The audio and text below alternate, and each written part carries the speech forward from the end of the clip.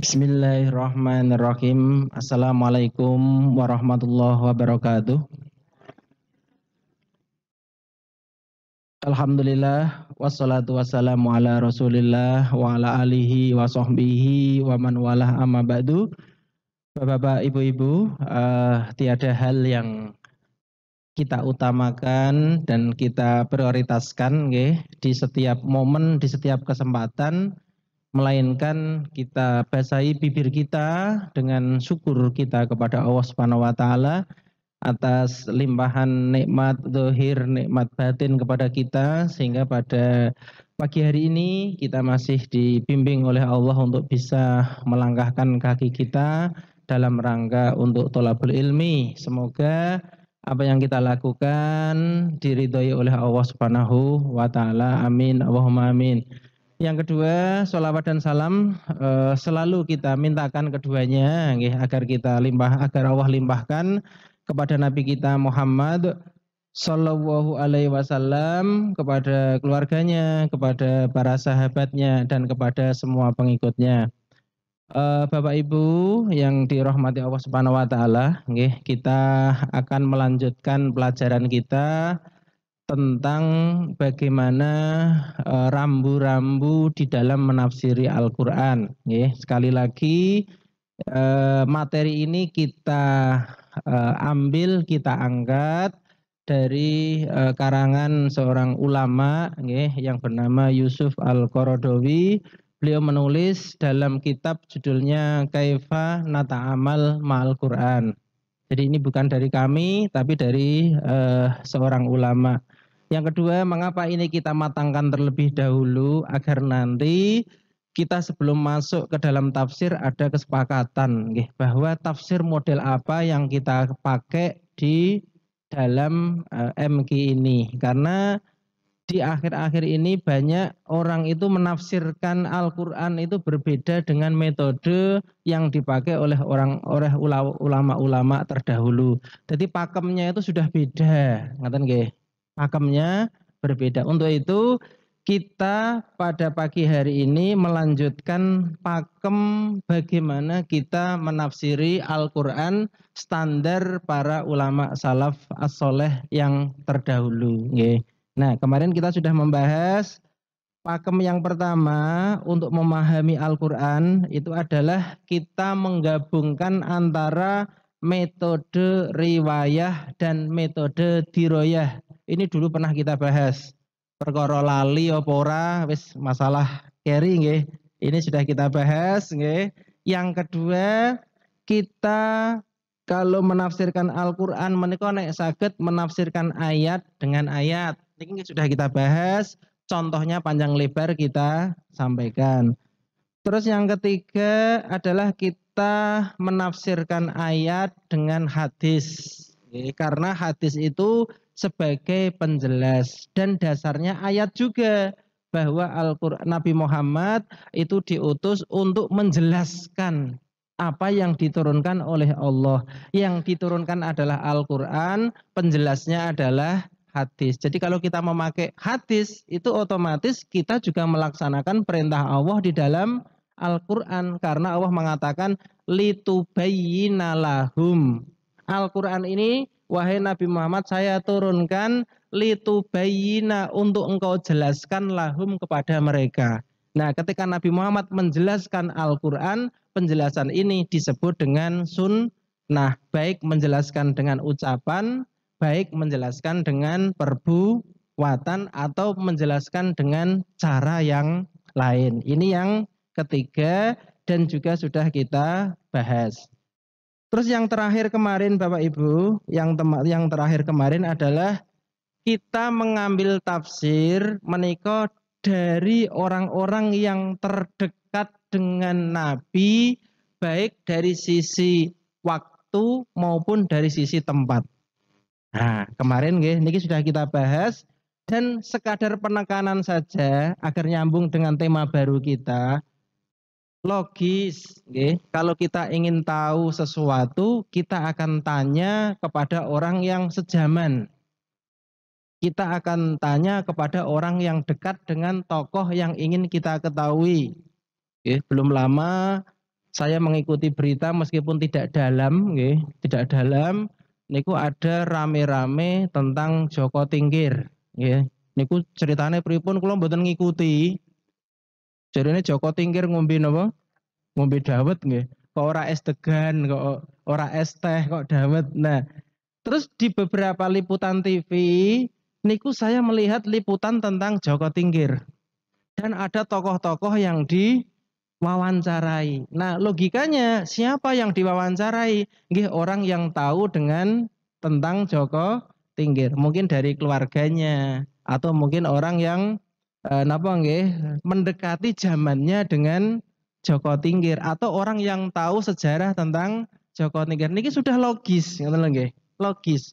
Termasuk di Karanganyar niki yang nembe naik daun itu adalah nama Raden Mas Said misalkan, nggih. UIN di Kartosuro sudah dijadikan Raden Mas Said. Dulu di Karanganyar mau didirikan kampus namanya Raden Mas Said. Siapa Raden Mas Said? Para peneliti gerak. Siapa yang ditanya? Ya tentunya orang-orang yang paham tentang Raden Mas Said. Lah sakniki sama. Al-Qur'an itu turun pada masa Nabi, berarti tidak salah jika kita ingin tahu tentang Al-Quran yang waktu itu turun, kita tanya kepada orang-orang yang dekat zamannya, berarti para sahabat, para tabi'in. Dan orang yang dekat secara personel dengan Nabi, berarti para sahabat dan generasi yang mungkin ketemu setelahnya. Jadi kita tahu dari generasi sahabat. Jadi wajar kalau kita mempelajari tafsir, itu kita ambil dari tafsirnya para sahabat dan para tabiin. Nah, sekarang yang kelima. Ini tema baru. Bagaimana kita menafsiri Al-Quran? Nanti yang akan kita gunakan adalah kita menggunakan keumuman bahasa yang dipakai oleh Al-Quran. Ini yang kelima. Menurut Dr. Yusuf Al-Qaradawi, agar kita tidak salah di dalam menafsiri ayat, kita gunakan yang kelima, kita tidak akan bisa lepas dari bahasa Arab. Karena apa? Karena wonten ing Al-Qur'an itu sudah dijelaskan bahwa Al-Qur'an itu adalah diturunkan bilisanin Arabiyyin. Lisan itu adalah lidah, bahasa. Arabiyyin adalah berbahasa Arab. Jadi Allah mengatakan Al-Qur'an menika diturunkan dengan bahasa Arab. Sami Bapak Ibu secara logika nggih, secara logika. Ketika kita ingin memahami pesan-pesan dengan bahasa tertentu, kita harus kembali kepada penggunaan bahasa itu oleh orang yang menggunakan bahasa tersebut. Nek orang ngoten kleru. Contoh mawon lah 1 2 nggih kersane gampang, mboten sah teori sing muluk-muluk. Bahasa Indonesia ngoten mawon. Jenengan bertamu nggih ke orang Arab. Ditanya, "Pak, mau minum apa?" Jenengan mau jawab, "Saya mau minum air putih." Orang Arab dia harus menyesuaikan air putih menurut orang Indonesia itu air yang seperti apa. Dia tidak bisa ijtihad sendiri. Oh, ternyata air putih menurut orang Indonesia itu bukan air yang berwarna putih. Nah, air yang berwarna putih ini susu.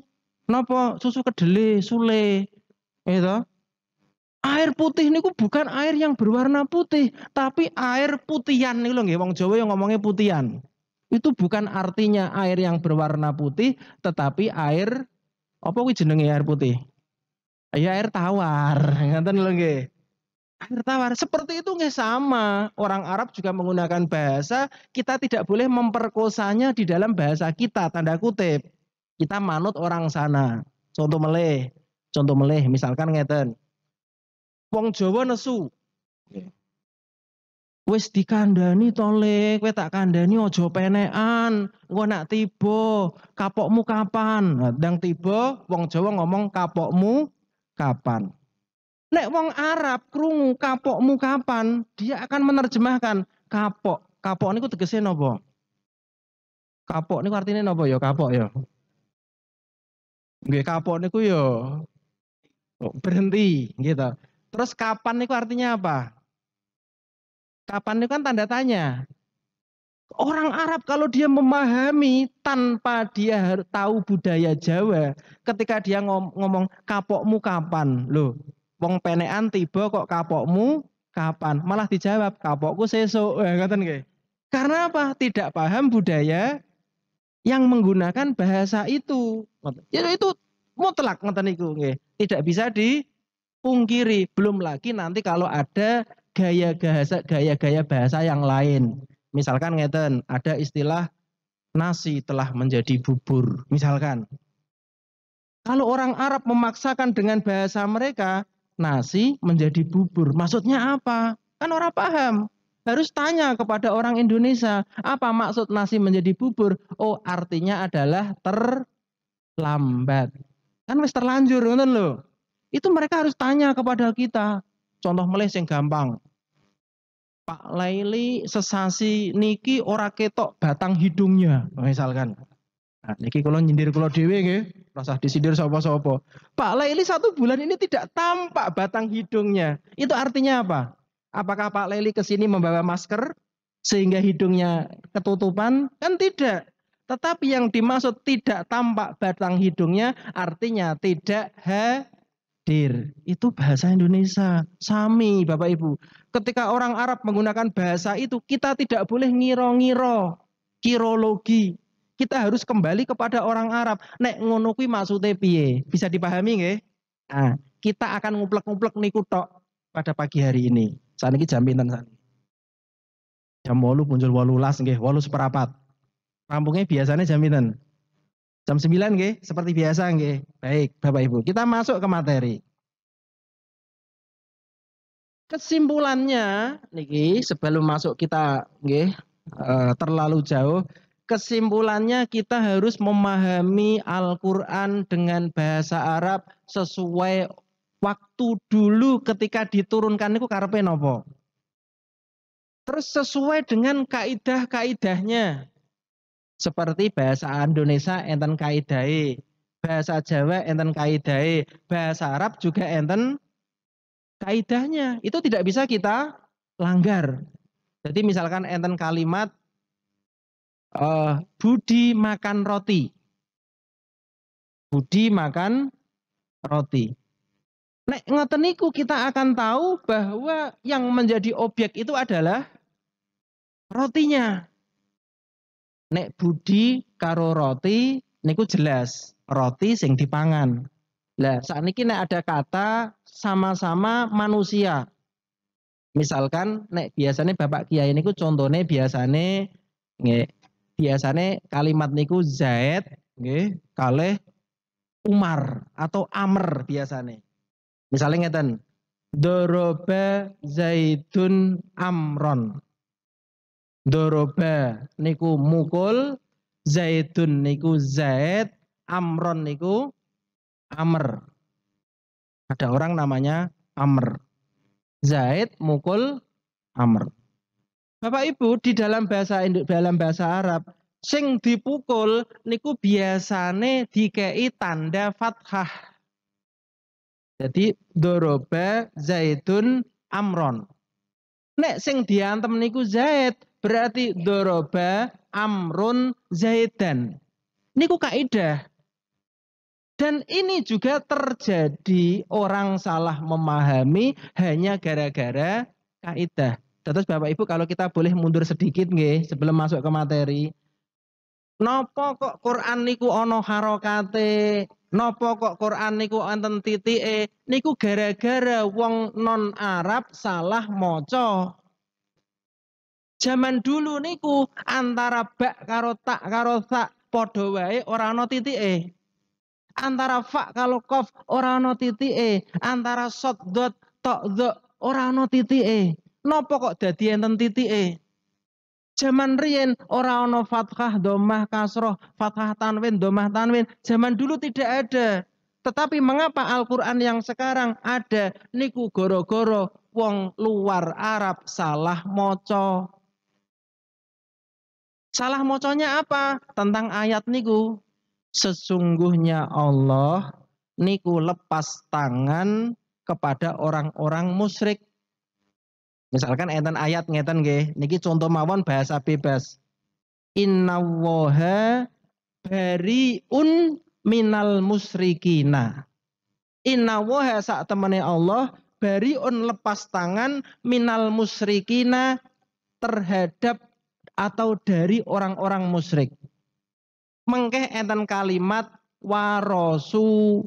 Nah, bisa diwaca luh, bisa diwaca lih. Nek warasuluh berarti rasul niku melu Gusti Allah.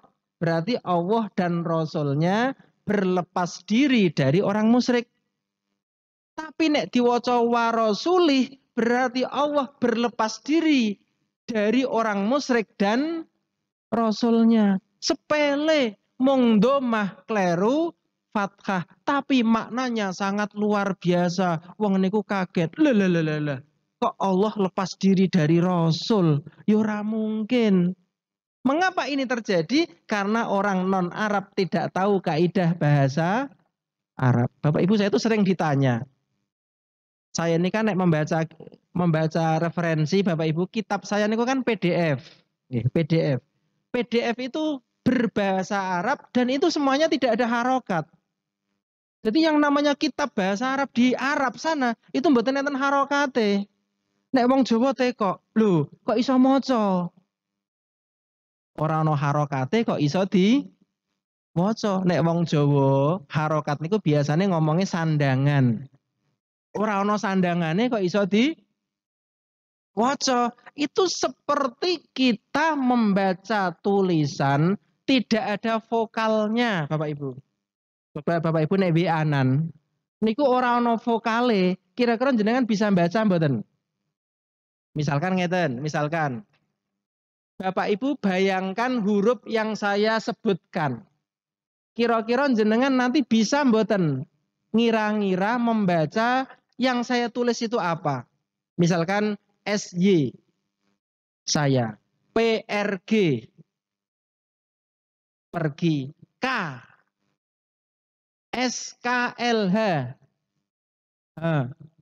Saya menulis dengan ucapan tadi tidak ada vokalnya, tapi jenengan bisa paham? Bisa. Seperti orang Arab membaca tulisan tidak ada harokatnya. Yo bisa, wes otomatis, ngaten nggih? Otomatis. Terlebih nanti kalau kita masuk lebih jauh ada namanya dzauk. Dzauk niku rasa bahasa. Bapak Ibu, bahasa itu punya rasa. Kados wong Jawa, misalkan nggih, jenengan kan orang Jawa. Iso kromo, nggih enten kromo inggil, iso nguku. Misalkan pembicara niku dikramak-kramakke, niku rasane jenengan pripun atine? Misalkan ngeten, ngapunten Bapak Ibu, kula wingi mboten rawuh MK, misalkan. Niku sing matur kula, jenengan atine madhek mboten? Awake dhewe kok dibasake. Niku jenenge rasa, ora penak. Wong Arab nggih ngoten, nek ana kejanggalan, harokate salah, ini salah, niku madhek ngoten. Orang Arab atau orang yang sudah lama berbahasa Arab, niku ada rasa seperti jenengan ngerasake ketika awake dhewe pembicara niku dibasake napa dikromo inggilke. Ngapunten kula wingi mboten saged ngrawuhi. Lah, mosok awake dhewe kok ngoten niku adalah rasa yang mana itu bisa dirasakan oleh orang yang biasa berbahasa Arab. Nah, kita sekarang masuk Bapak Ibu, kita lanjutkan. Ditambah lagi di dalam bahasa Arab, utamanya di dalam Al-Quran, niku ada majas, ada hakikat. Majas niku nopo? Ya majas niku bukan makna sesungguhnya. Bukan makna sesungguhnya. Ada makna yang sesungguhnya. Misalkan di dalam ayat wudhu, niku misalkan kata menyentuh. Menyentuh itu bisa makna sesungguhnya, bisa makna tidak sesungguhnya. Nek sesungguhnya niku demek, niku menyentuh. Tapi nek makna majas, menyentuh itu adalah mohon maaf hubungan suami istri. Lah seperti itu ada di dalam Al-Quran. Jadi kita harus tahu yang majas itu yang seperti apa. Terus contoh lagi ada kata yang maknanya itu lafalnya satu tapi maknanya lebih dari satu. Ngoten niku nggih ada, nggih. Nanti akan kita bahas nggih di dalam Al-Qur'an. Nah, terus fakta yang kedua, Bapak Ibu, yang namanya bahasa itu ternyata mengalami perkembangan.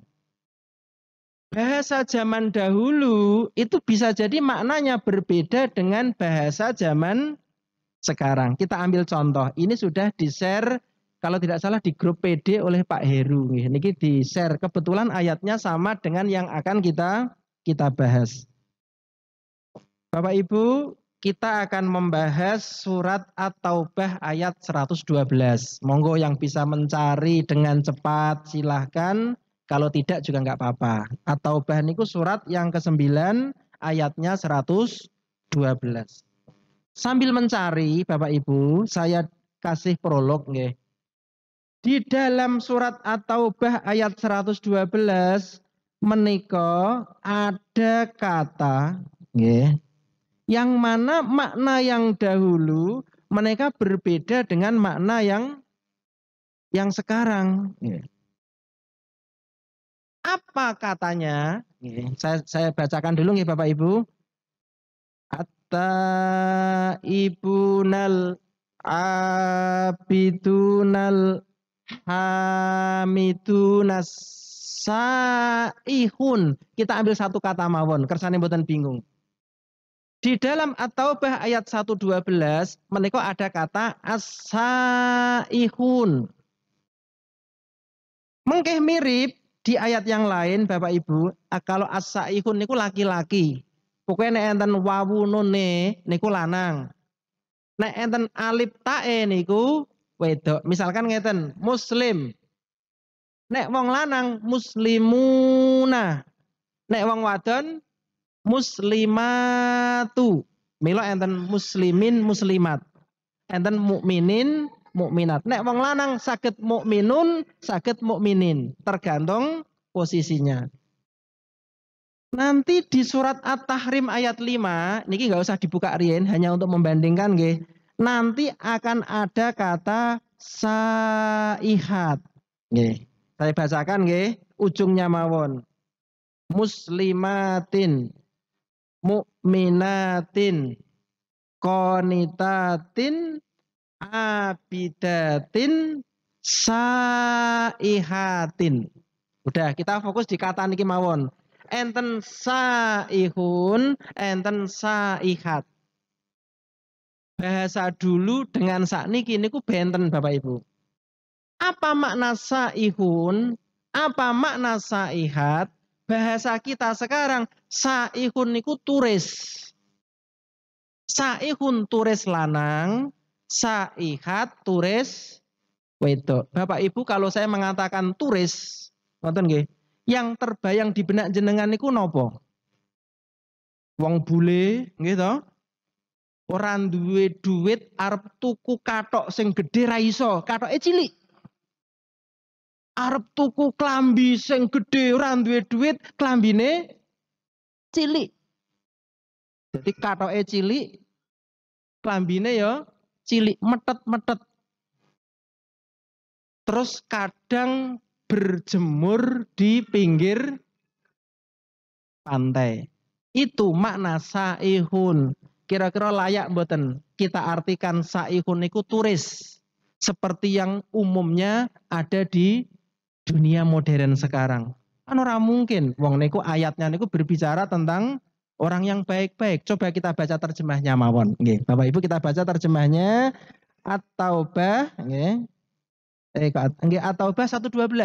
Yang sudah ketemu bisa dibaca terjemahnya mawon, coba relawan monggo. Ada yang sudah ketemu? Enggak, belum ketemu? Monggo At-Taubah terjemahnya mawon.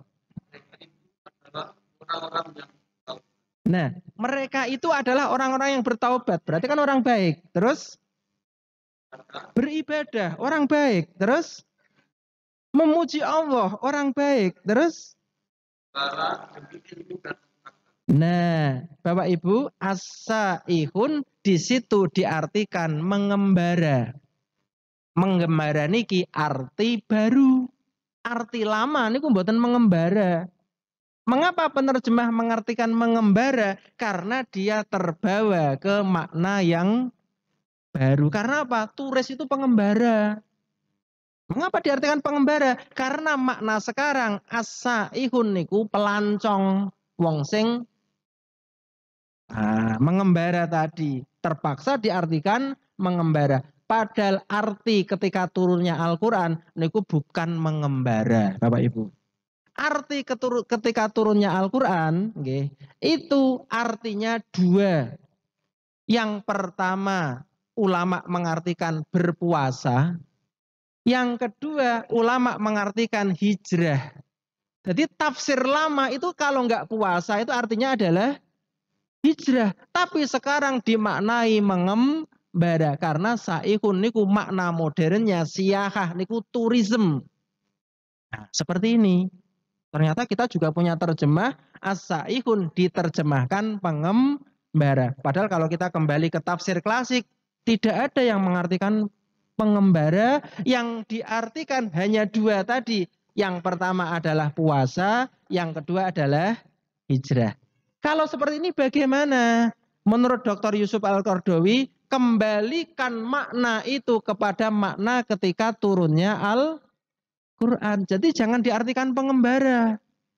Jangan diartikan pengembara, tapi artikanlah hijrah atau artikanlah puasa. Karena arti mengembara itu arti sekarang. Jadi bahasa Arab itu mengalami perkembangan makna. Nah ingatan ini kita ditampi gampil mboten nggih Bapak Ibu. Kula wedine kabotan mangke nggih. Saged ditampi mboten niki? Engko wedine kok angel men lah. Niki alon-alon kita nggih. Untuk menuju ke tafsir, metode kelima adalah kita kudu ngerti bahasa. Kita ambil satu contoh mawon, kata as-siyahah. Niku tourism. Orangnya disebut dengan as-saih. Kalau laki-laki disebut saihun, kalau perempuan disebut dengan saihat. Itu artinya turis.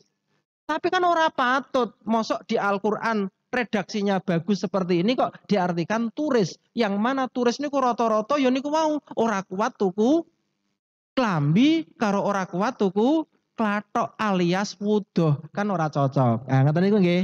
Jadi kita kembalikan ke makna turunnya Al-Qur'an. Nah, niki yang pertama. Terus kita ambil contoh yang lain, Bapak Ibu. Bapak Ibu pernah mendengar kata fatayat? Pernah mendengar mboten fatayat? Fatayat itu artinya apa?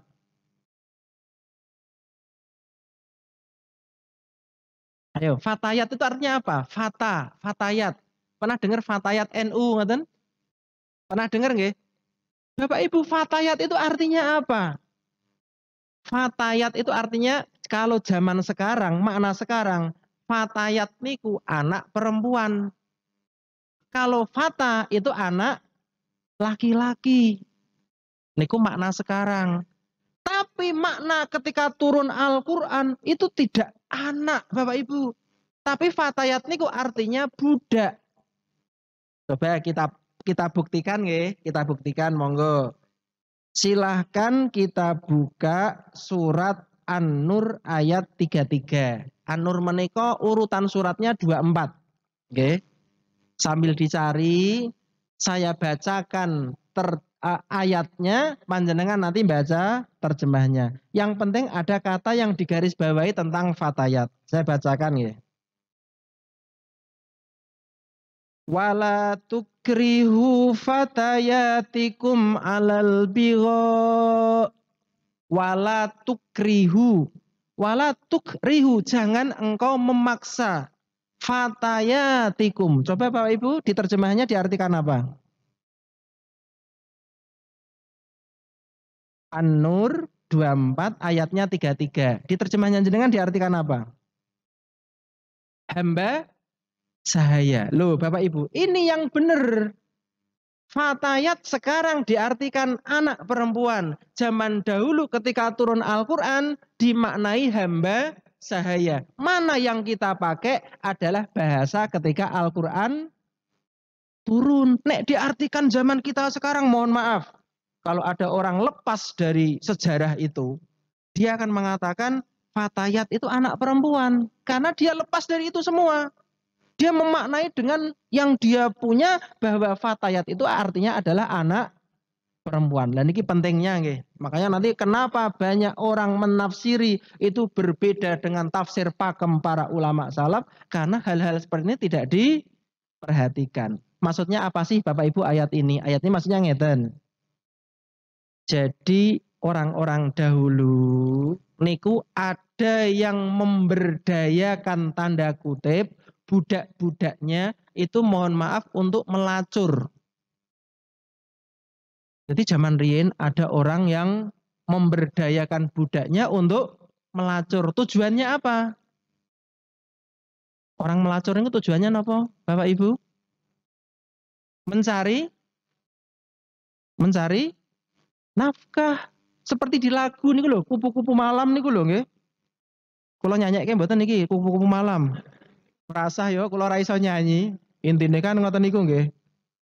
Pripun awale niku? Sungguh nane wanita si kupu-kupu malam.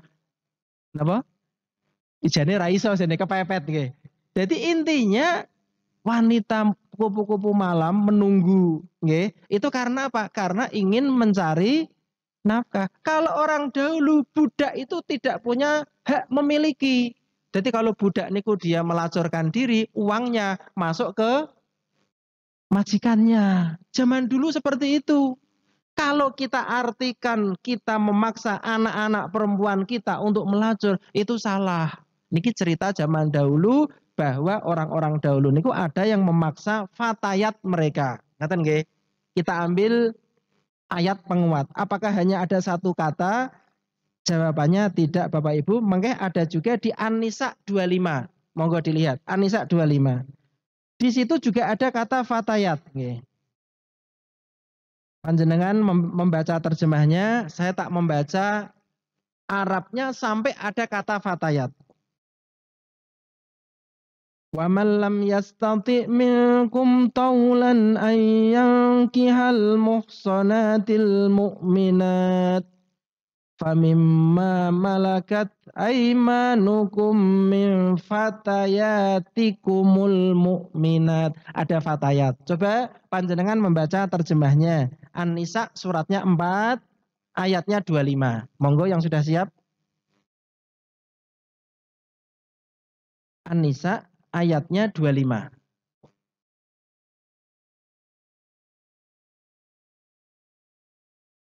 Barang siapa di antara kamu tidak punya biaya untuk menikahi perempuan, monggo yang jomblo-jomblo ini dengarkan ini. Ini ayat dari Al-Quran. Arab nikah orang duit. Nikah niku kan biayanya ya oke. Mantu yo mantu niku sakniki minimal pinten yuta nggih. Asing mantu undangane rasa oke-oke lah. 25 juta. Ah niki pengalaman Ibu nggih. Sing ora duwe selawe yuta arep nikah niku dereng napa-napane Ibu nggih. Baru mantune tok nggih. Oke, lanjut. Lanjut. Nggih. Tidak bisa menikahi wanita yang merdeka yang beriman zaman riyen tesih ada wanita merdeka, ada budak. Ngaten. Terus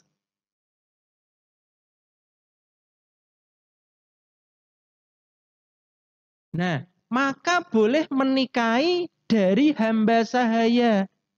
Jadi budak itu boleh dinikahi oleh majikannya. Dan itu tidak ada batasannya. Zaman riyen ngoten Bapak Ibu. Kalau istri kan ada batasannya nggih, maksimal 4. Tapi kalau kita punya budak 10 misalkan, kita nikahi semua, boleh. Zaman riyen ngoten. Boleh karena apa? Itu budak kita sendiri. Lanjut. Nggih, lanjut. Nggih, lanjut. Nggih, lanjut. Nggih. Nggih. Nggih. Nggih. Nggih. Nggih. Nggih. Nggih. Nggih. Nggih. Nggih. Nggih, cukup dulu. Nggih, cukup dulu Bapak Ibu. Jadi kalau kita bicara surat An-Nur, niku biasanya banyak berbicara tentang aturan-aturan keluarga. Ngaten nggih. Nah, kita ambil mawon kalimat yang kita butuhkan, nggih. Jika kamu tidak mampu untuk menikahi wanita yang merdeka dan beriman, maka nikahilah famimma malakat aimanukum. Niku artinya budak min fatayatikumul. Jadi fatayat itu artinya adalah budak. Tapi makna kita sekarang, fatayat itu bukan budak. Fatayat ini adalah anak perempuan. Makanya pertanyaannya, kalau kita membaca ayat yang isinya fatayat, apakah kita artikan anak perempuan seperti bahasa sekarang ini, atau kita artikan ketika Al-Quran itu turun? Jawabannya pripun? Artikanlah fatayat sebagaimana ketika makna Al-Quran itu diturunkan. Nek diartikan sekarang salah, loh. Makanya jangan mengartikan bahasa Arab dengan bahasa yang sekarang karena bahasa itu berkembang. Biyen artine ngene, saiki artine ngene kan biasa. Ya, saya yakin di dalam bahasa Indonesia juga ada, di dalam bahasa Jawa juga ada. Zaman biyen maknane ngene, saiki maknane ngene. Cuman saya tidak menyiapkan contoh nggih. Jadi untuk menyiapkan contoh kan dadak mikir sih, dadak goleki contohnya apa. Tapi saya belum menyiapkan contoh. Nek jenengan punya monggo. Zaman dulu bahasa Jawa kata A artinya ngene. Sakniki zaman sekarang arti A maknanya berbeda. Niku bahasa Jawa enten mboten apa bahasa Indonesia?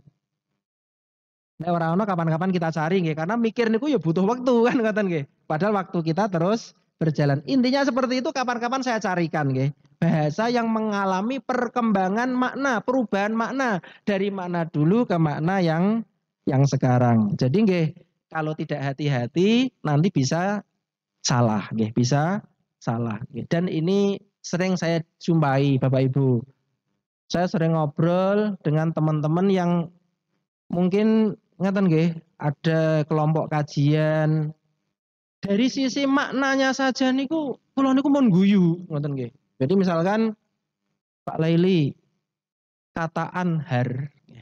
Jadi kan surga niku kan sering ngeten. Tajri min tahtihal anhar. Surga itu tajri mengalir min tahtiha di bawahnya opo al anharu sungai. Dia mengartikan bukan sungai. Dia mengartikan anhar itu katanya siang.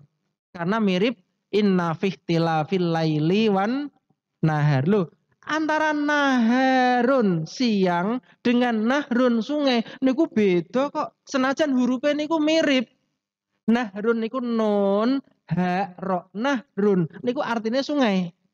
Tapi nek naharun niku artinya rino. Lailun wengi, rino wengi. Tulisannya beda. Naharun siang, nahrun sungai. Dia mengartikan anhar niku siang. Berarti neng surga niku awan terus ngono jarine. Loh kok iso ngerteke ngono ki pripun? Dari bahasa saja niku mohon maaf, nyuwun sewu niku sudah tidak masuk ngono lho nggih.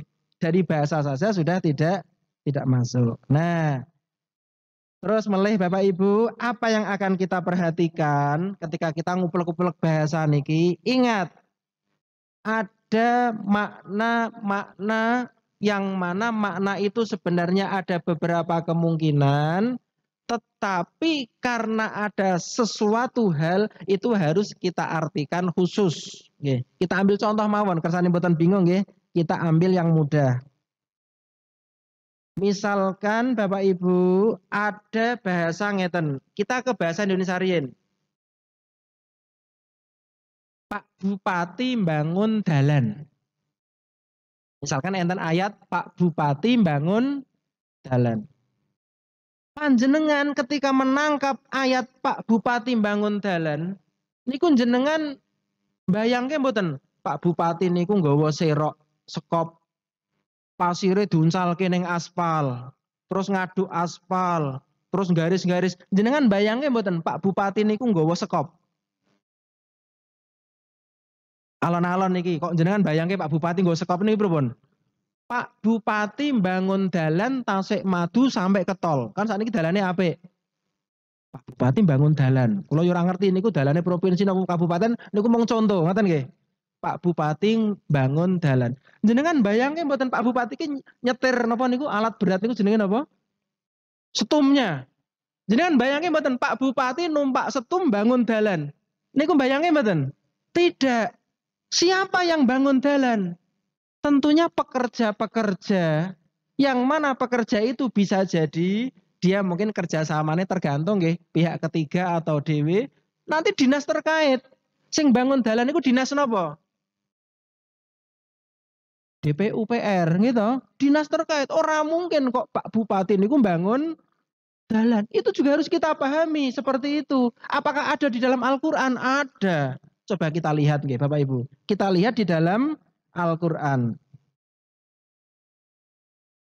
Surat Ghafir ayat 36. Bapak Ibu kalau kita dengar kata Ghafir, niku di Al-Quran ada dua nama nggih, hati-hati nggih. Ada surat namanya Al-Mu'minun, ada surat namanya Mukmin. Nah, Mukmin itu Ghafir itu. Monggo jenengan cari surat Mukmin atau Ghafir, ayatnya itu 36, yang mana di dalam ayat itu ada istilah membangun. Sambil panjenengan nyari, untuk efektivitas waktu saya bacakan Bapak Ibu. Dan Fir'aun berkata, ya Hamanu wahai Haman, ibni li sorha, tolong buatkan aku bangunan pencakar langit. Jadi Fir'aun itu pengen digaweke bangunan yang tinggi. Haman itu siapa? Haman itu adalah jenderalnya. Apakah jenengan bayangke Haman niku nggawa sekop? Napa jenengan bayangke Haman niku nggawa cetok? Kan tidak. Pasti dia memerintahkan kepada anak buahnya untuk membangun. Jadi kalau ada pertanyaan siapa yang eksekusi, bukan Haman. Meskipun Haman ini yang diperintah oleh Fir'aun. Saya diterima Bapak Ibu? Bisa nggih? Kita ambil contoh lagi. Nggih. Kersane nanti kita yakin menerjemahkan Al-Qur'an itu tidak sembarangan. Nggih, kita harus tahu napa lika-likunya. Ketika saudara Yusuf niku kan boten disenengi kalih saudara-saudaranya. Yusuf dibuang gitu. Nah, ketika dibuang, nggih, nggih. Oh nggih, Ibu, nggih. Nggih, waalaikumsalam warahmatullahi.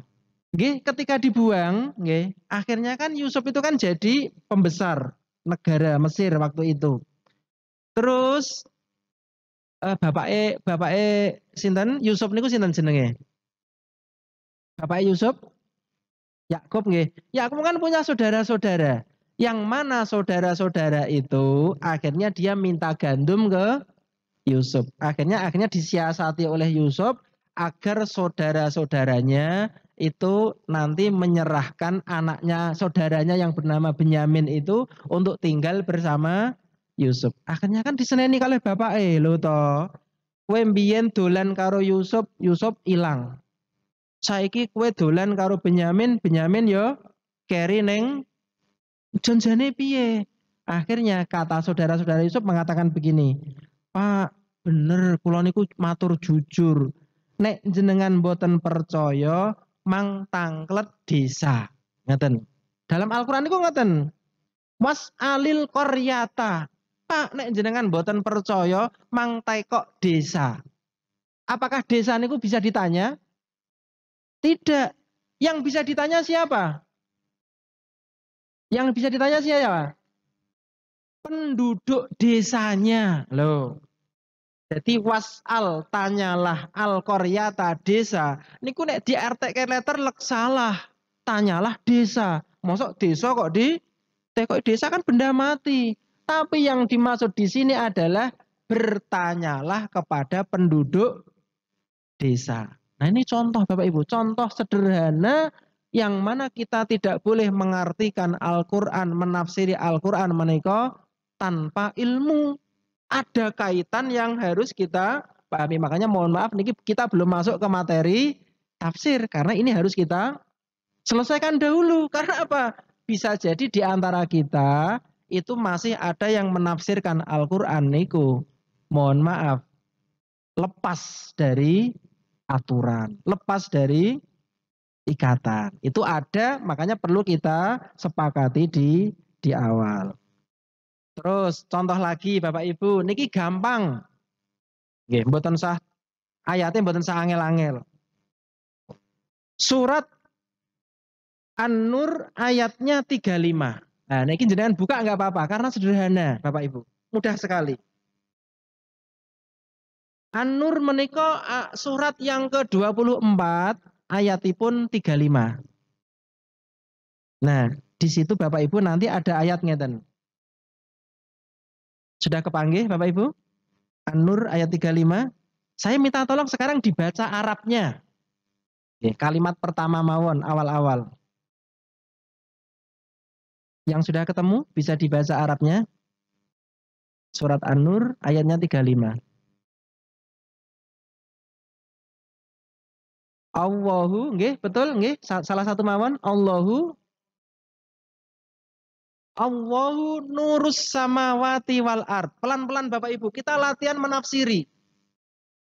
Allahu nurus samawati wal ard. Ini kutok mawon. Satu kalimat ini kutok mawon. Coba kita pelan-pelan karena kalimatnya sederhana nggih. Panjenengan mencoba menafsiri. Allahu artinya apa? Allah. Nuru artinya apa? Cahaya. As-samawati apa? Langit. Al-ardi bumi. Coba Bapak Ibu jelaskan. Allahu Allah, nuru cahaya. As-samawati langit wal ardi dan bumi. Allah adalah cahaya langit dan bumi. Kalau saya tanya, tolong jenengan jawab. Apakah Allah itu cahaya? Ini tadi loh ayatnya. Allahu nurus samawati wal ardi. Allah adalah cahaya langit dan bumi. Saya tanya ke jenengan, berdasarkan ayat ini, jenengan pahami dulu. Allah cahaya langit dan bumi. Saya bertanya, apakah Allah itu cahaya? Bisa jadi, gitu. Apakah Allah itu cahaya langit dan cahaya bumi? Loh, jenengan tadi kan sudah dengar toh? Allahu Allah nuru cahaya as-samawati langit wal ardi bumi. Allah adalah cahaya langit dan bumi. Artinya begitu. Terus saya tanya, apakah Allah itu cahaya langit dan bumi? Loh kok jawabnya angel? Misalnya ngeten, nggih. Misalkan Wati melahirkan Budi. Jangan pahami nggih? Wati melahirkan Budi. Apakah Wati itu ibunya Budi? Ngoten niku mang jawab tegas. Gampang kok. Nah, sakniki. Allah adalah cahaya langit dan bumi. Apakah Allah cahaya langit dan bumi?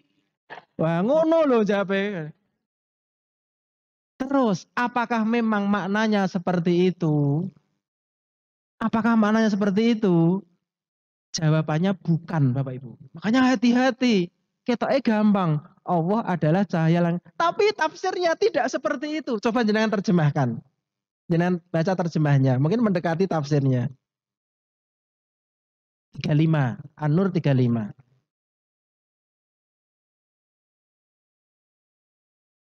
Pribon terjemahnya? Nah, ternyata nur itu artinya bukan cahaya. Meskipun aslinya cahaya. Tapi di dalam terjemahnya disebut dengan pemberi cahaya. Nanti bisa dibuktikan dengan ayat setelahnya. Mathalu nurihi. Perumpamaan cahayanya Allah. Berarti Allah itu bukan cahaya. Ngerti loh. Karena apa? Permisalan cahayanya seperti. Beda nanti kalimatnya. Allah adalah cahaya langit dan bumi. Perumpamaan cahayanya kan begitu. Perumpamaannya, lah nek ngoten niku berarti Allah niku cahaya. Tapi kalau mathalu nurihi, perumpamaan cahayanya Allah, berarti Allah itu bukan cahaya. Niku mun jelas, ngoten lho nggih. Jadi kalau ada orang mengartikan Allah itu cahaya, salah atau benar? Allah itu cahaya, salah atau benar? Berarti salah. Meskipun ayatnya mengatakan Allah itu adalah cahaya. Makanya terpaksa tanda kutip yang menerjemahkan itu diartikan bukan cahaya, tetapi pemberi cahaya. Kalau pemberi cahaya bukan cahayanya. Nah, ini kalau contohnya nggih. Nah, kira-kira ngoten niku udah bingung mboten? Mboten nggih? Nah, kita simpelkan, kita sederhanakan contoh-contoh nanti sebelum kita masuk ke ayat yang lebih panjang. Niki dasar-dasar dahulu nggih. Dasar kok angel kaya ngono ngoten nggih. Ampun merasa angel ya niki nggih. Lama-lama harus begitu. Pertama sing angel-angel sih, rada guyu-guyu sih, santai-santai sih. Lama-lama nanti akan sampai ke walaupun ini sederhana nggih. Kita hanya ngambil satu poin saja tentang nguplek-nguplek bahasa Quran. Karena apa? Mau tidak mau kita nanti harus kembali kepada bahasa ketika Al-Quran itu diturunkan. Nah, tinggal 2 menit Bapak Ibu nggih. Terakhir nih, terakhir. Bapak Ibu, sekarang ada orang yang menganggap enteng tentang istilah jawilah. Di dalam bahasa Al-Quran ada kata ijtanibu, fajtanibu, jauhilah, jauhilah. Di dalam Al-Quran itu juga ada kata hurrimat, diharamkan. Ibu silahkan dimasukkan ke dalam hati kata diharamkan bagi kamu dengan jauhilah hal ini. Niku menurut jenengan niku lebih galak yang diharamkan atau galak jauhilah? Pelan-pelan nggih Bapak Ibu, di dalam Al-Quran ada kata hurrimat, diharamkan. Di dalam Al-Quran ada juga kalimat jauhilah. Ini jauhilah, jauhilah ini. Ada juga diharamkan ini diharamkan. Jenengan resapi dalam hati antara kata diharamkan dengan jauhilah. Niku kira-kira lebih galak mana?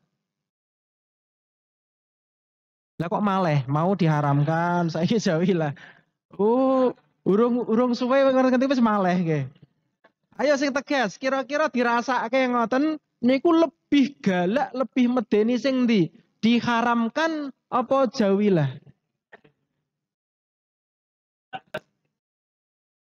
Ya, niki calon-calon ahli tafsir dari IKD. Ya.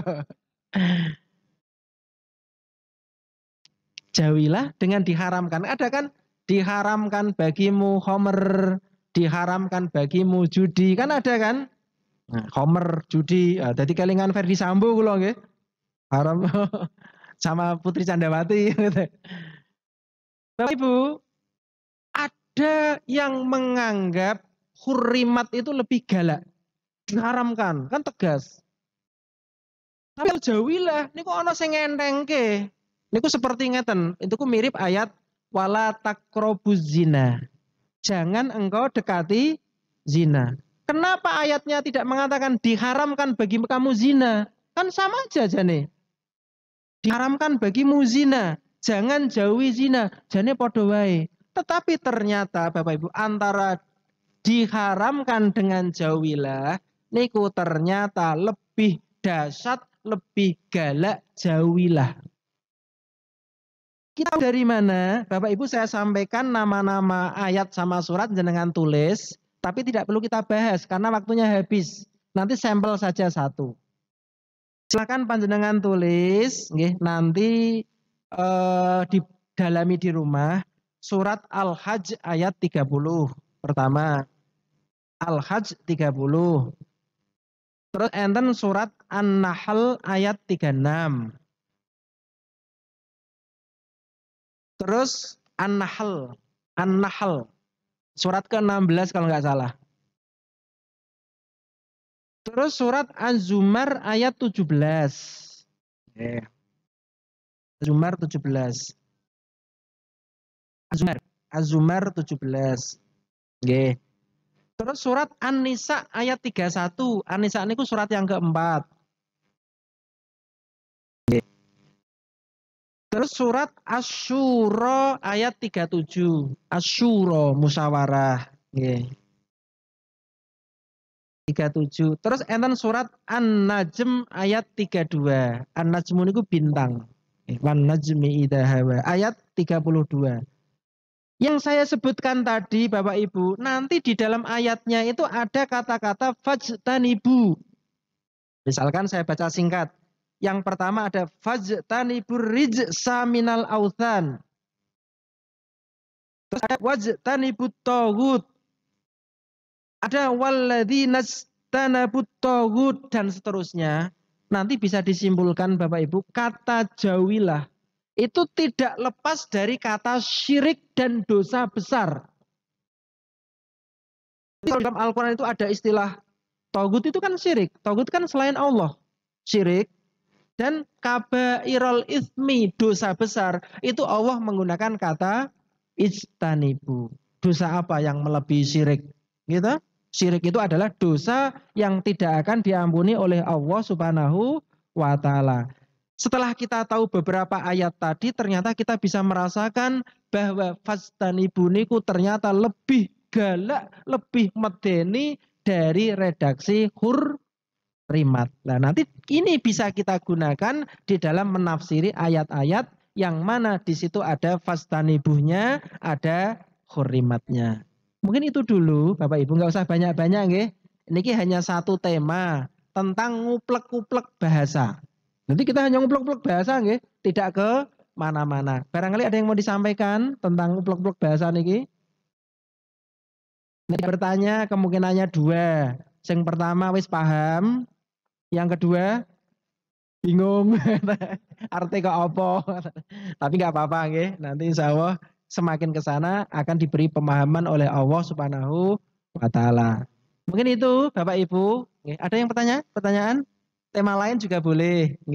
Jadi mohon maaf kita temanya agak sedikit berat sebelum nanti masuk ke dalam materi tafsir. Nanti biar ada kesepakatan. Oh, tafsir yang kita pakai modelnya seperti ini. Karena nanti kalau kita tidak seperti itu, orang menafsirkan itu bebas, Bapak Ibu. Orang menafsirkan itu bebas. Misalkan kita ambil sebagai penutup Bapak Ibu contoh mudah. Ada yang menafsirkan ngeten. La yamassuhu illal mutahharun. Tidaklah Al-Qur'an ini disentuh kecuali orang-orang yang bersuci. Nah, kata mutahharun Bapak Ibu itu selalu digunakan oleh Allah Subhanahu wa Ta'ala dan nanti oleh para ulama. Niku ketika kita ngaji fikih ada bab namanya toharoh. Kalau kita bicara toharoh, niku yang dibahas niku biasanya wudu, mandi atau tayamum. Kan itu yang umum dipahami oleh para ulama. Tetapi ada pemahaman baru, ada penafsiran baru bahwa mutahharun itu adalah orang-orang yang beriman. Ngoten niku. Lah nanti bisa kita cek apakah makna beriman itu bisa cocok dengan konsep yang tadi disampaikan oleh Dr. Yusuf Al-Qaradawi. Bisa juga maknanya juga bagus. Janganlah menyentuh Al-Quran ini kecuali orang-orang yang beriman. Tapi apakah boleh kita menafsirkan kata mutahharun yang dasarnya adalah toharoh dengan kata beriman? Lah nanti kedepannya akan kita kaji. Bisa jadi benar, bisa jadi tidak benar. Nah seperti nanti kita bisa menjadi punya rambu-rambu untuk menafsirkan. Ini baru satu. Belum lagi kalau kita ketemu dengan kelompok yang berbeda. Nanti di sini dijelaskan ada kelompok Mu'tazilah gitu. Kok malah dompet gitu. Ngeten nggih. Oh, Quran nggih. Nanti di tafsir ini disebutkan. Wis ora fokus, wis rampung kok wektune kok. Oh ya, fokusnya menurun. Jadi nanti ada kelompok-kelompok lain, ada Haruriyah, nggih, ada Qodianiyah, ada Mu'tazilah dan lain-lain. Nanti firqah-firqah niku menafsirkan Al-Qur'an itu dibawa ke kelompoknya, Bapak Ibu. Ada yang dibawa ke partainya. Misalkan sing seneng partainya Golkar. Dia bisa biasanya menggunakan ayat tentang ini, misalkan sing seneng kalih Golkar, wala taqrabu hadhihi sajarah. Kamu jangan dekati pohon ini. Padahal partai sing ana pohon iki partai pohon beringin digunakan untuk itu. Engko sing Golkar mau kalah, nggih. Nanti ada menyembelih sapi niku sapi yang safraun faqiul launuha. Pilihlah sapi yang warnanya kuning atau Golkar to. Lah, ngoten-ngoten kan kadang digunakan oleh jurkam-jurkam kan seperti itu zaman dahulu. Itu juga sama. Zaman dahulu ada jurkam-jurkam firqoh-firqoh yang berbeda dengan ahlu sunnah wal jamaah. Itu dia memaksa Al-Quran dibawa ke madhabnya, dibawa ke pemikirannya. Nah kita konsep tafsir yang moderat, yang mana itu nanti bisa sejalan dengan napa nggih konsepnya ahli sunnah wal jamaah. Makaten Bapak Ibu ngapunten materi ini rada abot nggih. Karena kepepet kita diamanai tafsir yang mana ini harus kita sepakati di awal. Makaten kita tutup dengan hamdalah bersama-sama. Alhamdulillahirabbil alamin dan doa kafaratul majlis. Subhanakallahumma wa bihamdika asyhadu an la ilaha illa anta astaghfiruka wa atubu ilaik. Sekian dari kami, semoga bermanfaat. Wassalamualaikum warahmatullahi wabarakatuh.